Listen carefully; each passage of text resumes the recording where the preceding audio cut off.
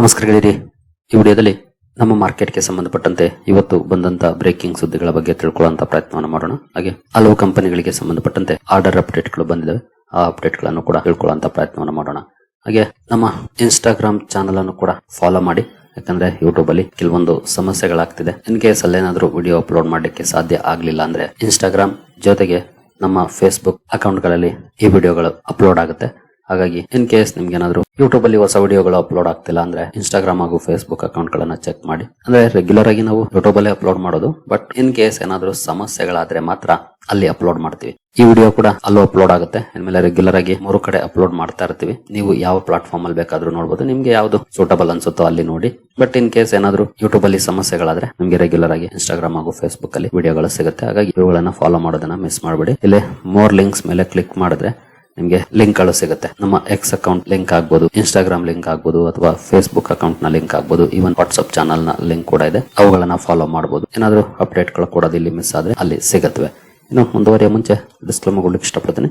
ಇಲ್ಲಿ ಕವರ್ ಮಾಡ್ತಿರುವಂತ ಯಾವುದೇ ಸ್ಟಾಕ್ ಅನ್ನು ಕೂಡ ರೆಕಮೆಂಡ್ ಮಾಡ್ತಿಲ್ಲ. ನೀವು ಫರ್ದರ್ ಸ್ಟಡಿ ಮೆಡಿಟೇಷನ್ ತಗೊಳ್ಬಹುದು.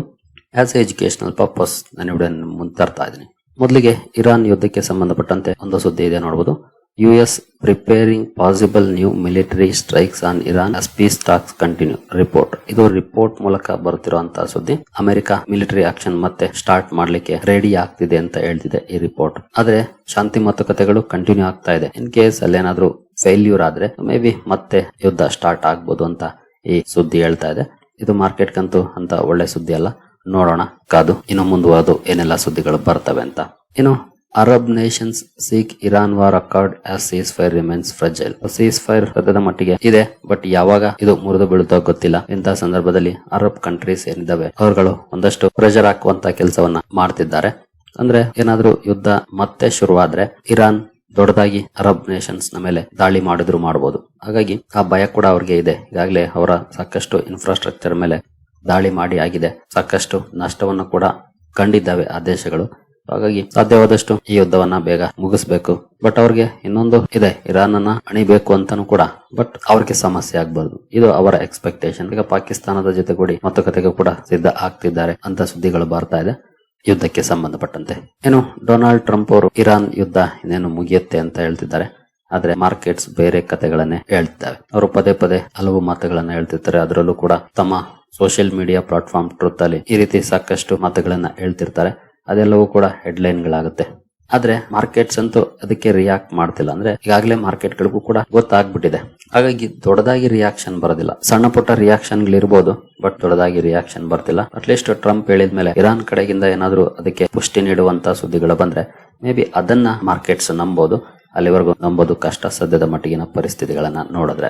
ಇನ್ನು ಇವತ್ತು US secretary of state Marco Rubio ಅವರು ಭಾರತಕ್ಕೆ ಬಂದಿದ್ದಾರೆ. ನರೇಂದ್ರ ಮೋದಿ ಅವರ ಜೊತೆ ಹೈ ಲೆವೆಲ್ ಮಾತುಕತೆಗಳನ್ನ ನಡೆಸ್ತಿರೋ ಬಗ್ಗೆ ಸುದ್ದಿಗಳು ಬರ್ತಿದೆ. ಏನೆಲ್ಲ ಮಾತುಕತೆಗಳಾಗುತ್ತೆ ಗೊತ್ತಿಲ್ಲ. ಕಾದು ನೋಡಿದ್ರೆ ಮೇ ಬಿ ನಾಳೆ ನಡೆದ್ರಲ್ಲಿ ಅಪ್ಡೇಟ್ ಬಂದ್ರು ಬರಬಹುದು. ಹೈ ಲೆವೆಲ್ ಮಾತುಕತೆಗಳಂತೂ ನಡೀತಾ ಇದೆ. US secretary of state Marco Rubio ಅವರ ಜೊತೆ ನರೇಂದ್ರ ಮೋದಿ ಅವರು ಇಲ್ಲಿ ಭಾಗಿಯಾಗಿದ್ದಾರೆ.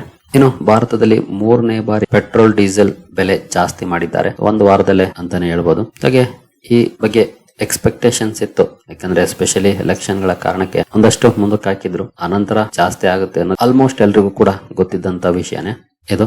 ಎಕ್ಸ್ಪೆಕ್ಟೇಷನ್ ಗೆ ತಕ್ಕಂತೆ ಜಾಸ್ತಿ ಆಗ್ತದೆ. ಬಟ್ ಇಲ್ಲಿ ಇನ್ನೊಂದು ಇಂಪಾರ್ಟೆಂಟ್ ವಿಷಯ ಏನಂತಂದ್ರೆ ಬೇರೆ ಎಕಾನಮಿಗಳಿಗೆ ಹೋಲಿಸಿದ್ರೆ ಈ ಗ್ಲೋಬಲ್ ಕ್ರೈಸಿಸ್ ಸಂದರ್ಭದಲ್ಲೂ ಕೂಡ ಭಾರತ ಅಷ್ಟು ಪ್ರಮಾಣದಲ್ಲಿ ಜಾಸ್ತಿ ಮಾಡಿಲ್ಲ ಅಂತ ಹೇಳ್ತಿದ್ದಾರೆ ಹಲವು ಲೆಕ್ಕಾಚಾರಗಳ ಪ್ರಕಾರ. ನೋಡಬಹುದು how India kept fuel prices hike lower than most major economies despite global crisis.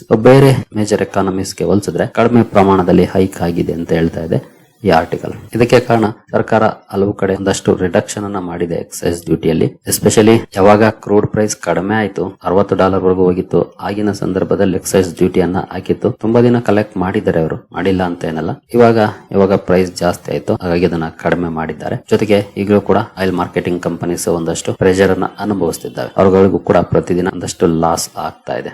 ಹಾಗಾಗಿ ದೊಡ್ಡ ಮಟ್ಟದಲ್ಲಿ ಇನ್ನೂ ರೈಸ್ ಆಗಿಲ್ಲ. ಬಟ್ ಇದೇ ರೀತಿ ಕ್ರೂಡ್ ಪ್ರೈಸ್ ಮುಂದುವರಿತಾ ಇದ್ರೆ ಮೇ ಬಿ ಇನ್ನೂ ಜಾಸ್ತಿ ಆಗುವಂತ ಎಲ್ಲ ಸಾಧ್ಯತೆಗಳು ಇದ್ದೇ ಇರುತ್ತೆ. ಇನ್ನು ಮುಂದುವರಿಯುವ ಮುಂಚೆ ನಿಮ್ಗೆ ಏನಾದ್ರು ಹೂಡಿಕೆಗೆ ಸಂಬಂಧಪಟ್ಟಂತೆ ಸಹಾಯ ಬೇಕು ಅಂದ್ರೆ ಇಲ್ಲಿರುವಂತಹ ನಂಬರ್ಗಳ ಮೂಲಕ ನಮ್ಮ ಟೀಮ್ ನ ಕಾಂಟ್ಯಾಕ್ಟ್ ಮಾಡಬಹುದು. ಬಟ್ ಈ ಸೇವೆಗಳು ಸಿಗಬೇಕು ಅಂದ್ರೆ ನೀವು ನಮ್ಮ ಮೂಲಕ ಅಕೌಂಟ್ ಓಪನ್ ಮಾಡಿರ್ಬೇಕು. ಹಾಗಾಗಿ ಡಿಸ್ಕ್ರಿಪ್ಷನ್ ನ ಕೊನೆಯಲ್ಲಿ ಅಕೌಂಟ್ ಓಪನ್ ಮಾಡುವಂತ ಲಿಂಕ್ ಇರುತ್ತೆ, ಅದನ್ನ ಬಳಸ್ಕೊಂಡು ಅಕೌಂಟ್ ಓಪನ್ ಮಾಡಿಕೊಂಡು ಸಂಪರ್ಕ ಮಾಡಬಹುದು ಈ ನಂಬರ್ಗಳ ಮೂಲಕ. ಇನ್ನು ನೆಕ್ಸ್ಟ್ ಡಿಫೆನ್ಸ್ ಗೆ ಸಂಬಂಧಪಟ್ಟಂತೆ ಇವತ್ತು ಒಂದು ಸುದ್ದಿ ಬಂದಿದೆ ನೋಡಬಹುದು. Rajnath Singh inaugurates mega defense manufacturing complex in Shirdi, will produce rocket launcher kamikaze drones. ಶಿರ್ಡಿಯಲ್ಲಿ ಡಿಫೆನ್ಸ್ ಕಾಂಪ್ಲೆಕ್ಸ್ ಅನ್ನು ರಾಜನಾಥ್ ಸಿಂಗ್ ಅವರು ಉದ್ಘಾಟನೆ ಮಾಡಿದ್ದಾರೆ ಇವತ್ತು. ಇದು ನೈಬ್ ಗ್ರೂಪ್ ಗೆ ಸಂಬಂಧಪಟ್ಟಂತ ಡಿಫೆನ್ಸ್ ಕಾಂಪ್ಲೆಕ್ಸ್ ನೋಡಬಹುದು. Rajnath Singh open Nibe defence unit ಇನ್ ಶಿರ್ಡಿ, ಮಹಾರಾಷ್ಟ್ರ. ಈ ಕಾಂಪ್ಲೆಕ್ಸ್ ಅಲ್ಲಿ ನೋಡಬಹುದು rockets, drones, shells and TNT ಗಳನ್ನ ಮ್ಯಾನುಫ್ಯಾಕ್ಚರ್ ಮಾಡ್ತಾರೆ. ಲೋಕಲ್ ಇಂಡಸ್ಟ್ರಿ ಪೋಸ್ಟ್ ಮಾಡುತ್ತೆ ಅಂತ ಹೇಳ್ತಿದ್ದಾರೆ. ಇನ್ನು ಡಿಫೆನ್ಸ್ ಇಂಪೋರ್ಟ್ ರಿಲಯನ್ಸ್ ಅನ್ನು ಕೂಡ ಇದು ಕಟ್ ಮಾಡುತ್ತೆ ಅಂತ ಹೇಳಲಾಗ್ತಿದೆ. ಒಳ್ಳೆಯ ಬೆಳವಣಿಗೆ ಡಿಫೆನ್ಸ್ ಗೆ ಸಂಬಂಧಪಟ್ಟಂತೆ. ಹಾಗೆ ಎಸ್ಪೆಷಲಿ ನೈಬ್ ಕಂಪನಿ ಕೂಡ ಡಿಫೆನ್ಸ್ ಅಲ್ಲಿ ಒಳ್ಳೆಯ ಹೆಜ್ಜೆಗಳನ್ನ ಇಡ್ತಾ ಇದೆ ಇದನ್ನ ನೋಡಿದ್ರೆ. ಇನ್ನು Bain Capital backed Dhoot Transmission files updated IPO papers with SEBI.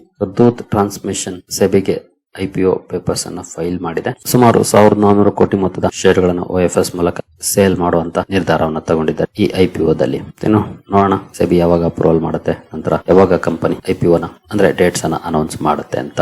ಇನ್ನು ನೆಕ್ಸ್ಟ್ ಇಂಡಿವಿಜುವಲ್ ಸ್ಟಾಕ್ ಗಳಿಗೆ ಸಂಬಂಧಪಟ್ಟಂತೆ ನಾವು ಬರೋದಾದ್ರೆ ಸ್ಟರ್ಲೈಟ್ ಟೆಕ್ನಾಲಜೀಸ್ ಇವತ್ತು ಒಂದು ಅಪ್ಡೇಟ್ ಅನ್ನ ಕೊಟ್ಟಿದೆ. ಆಕ್ಚುಲಿ ನಿನ್ನೆ ಮಾರ್ಕೆಟ್ ಕ್ಲೋಸ್ ಆದ್ಮೇಲೆ ಕೊಟ್ಟಿರುವಂತಹ ಅಪ್ಡೇಟ್ ನೀವು ಇಲ್ಲಿ ನೋಡಬಹುದು. $1.11 ಬಿಲಿಯನ್ ಮೊತ್ತದ ಕಾಂಟ್ರಾಕ್ಟ್ ಕಂಪನಿಗೆ ಸಿಕ್ಕಿರೋ ಬಗ್ಗೆ ಅಪ್ಡೇಟ್ ಅನ್ನ ಕೊಟ್ಟಿದೆ ನಿನ್ನೆ ಮಾರ್ಕೆಟ್ ಕ್ಲೋಸ್ ಆದ್ಮೇಲೆ. ಒಳ್ಳೆಯ ಬೆಳವಣಿಗೆ ಅಂತಾನೆ ಹೇಳ್ಬೋದು ಸ್ಟರ್ಲೈಟ್ ಟೆಕ್ನಾಲಜೀಸ್ಗೆ ಇದು.